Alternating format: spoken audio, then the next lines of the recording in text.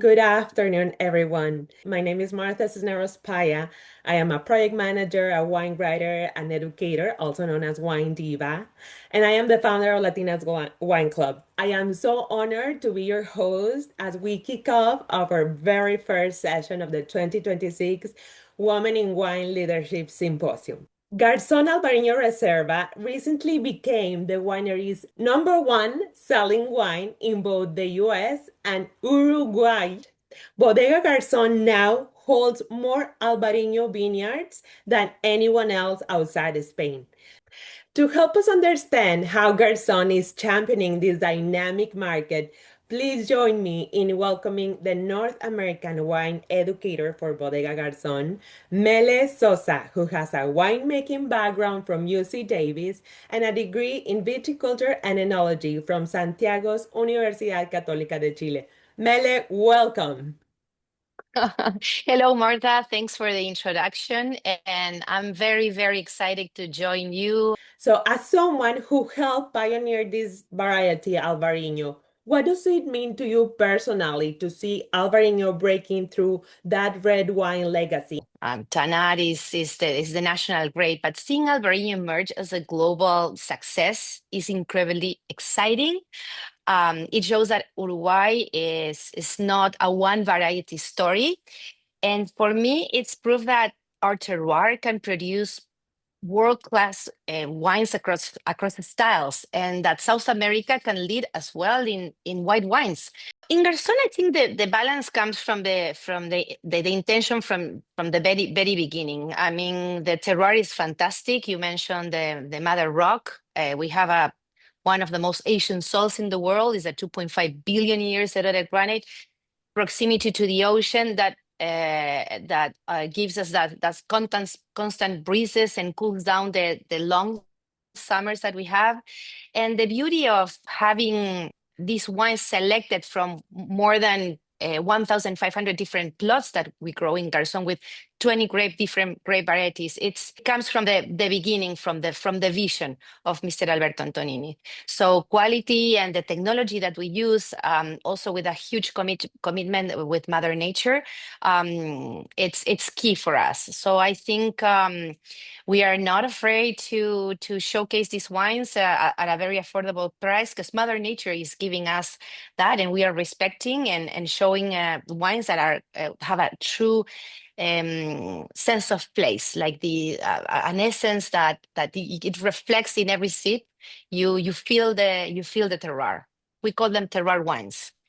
Our Albariño tends to show a little bit more generosity in the texture, while keeping the beautiful salinity and bright acidity. I love the beauty of Albariño because it has acidity, minerality, and the creaminess. This wine will leave it after fermentation 3 to 6 months only, which gives that breaks that linearity of white wines. And I always say, the wine enters like this and kind of lingers in the back of your throat, or in your cheeks, or in your palate, giving that weight of milk palate that is very typical from our Albariño from Uruguay. So it's kind of like it's still it's true to the variety, the wine, but with the Uruguayan twist, which is the beauty of the wines when they show the origin. So yes, the granitic soils, the decomposed granite. We have rains in summer, and a lot of rain during the year, which Albariño likes. And I think yeah, it's Albariño, but it's Uruguayan Albariño. All the plants were imported at the very beginning from Galicia, but today we can say this Albariño has personality and has Garzón personality. What Albariño really likes is the filtered light. We have warm and long days in summer, and the season is very long, but there's always, we call it like a switch in the afternoon, where the cool breezes from the Atlantic that if you envision South America, the breezes come from the Antarctica. They are very cold breezes. They moderate a lot the temperatures, and Albariño likes water. In Galicia, it rains a lot, and we have same amount of precipitation. Is more than 1,800 millimeters a year, which is a lot. but the soil is a sponge. It's more than 80% fractions, and we collect in 9 different water reservoirs the water from the rain because in 3 days, if in 3 days it doesn't rain, we need to drip irrigate. But that's important so we assure the quality and the consistency over the years. We did a vertical of Albariño with a group of sommeliers in March from 2013 until the present, and the winners were 16 and 20, but the quality was outstanding, and it's a wine that ages beautifully. That's another thing of this Albariño, that acidity and minerality will ensure that you enjoy the wines like for for long. And aromatics, uh, well, our terroir shows vibrancy and voltage, what I call voltage. I like that in the acidity, but the characteristics of our Albariño, it's white flesh peaches, it's Asian pear, dried apricots, lychee, a little pamplemousse zest, but with a beautiful minerality and brininess that comes from the terroir. So I always say white flesh peaches made love to magnolia flowers in an oyster shell bed. Oh That's the my way I God, I love describe. that, Mele. But what is your favorite dish to pair with Garzón Alvarinho that proves just how versatile this grape really is, Mele? It's so easy to say, yeah, Albariño and octopus or anything seafood or oysters here in Seattle where I live. It's beautiful seafood, crab, lobster. But to me, my favorite dish is chanterelle risotto. I infuse the rice with Albariño and some miso, and there's no seafood there. It's just it's vegetarian.